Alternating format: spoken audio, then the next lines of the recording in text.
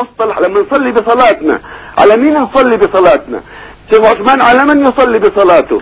على اهل البيت كل بني هاشم 20 مليون، فيهم 5 عوائل بلبنان نصارى تقرنهم بنبيك محمد وآل محمد، هؤلاء بتصلي عليهم في صلاتك؟ بل تشمل صلاتك الملكة اليزابيث ايضا. ليش؟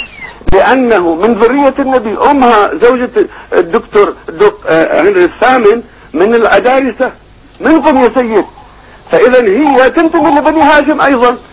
فاذا كل ذرية بني هاشم انا بصلي عليهم في صلاتي، معناه اني لا اقرن برسول الله انواع الناس ابدا. نحن اهل البيت وآل محمد بصلاتنا مصطلح مخصوص بهؤلاء اللي حددهم النبي صلى الله عليه وآله، وعندنا مصطلح يقول كذلك ان الملكة تنتمي الى بني هاشم، لها جدة ثانية من أدارسة.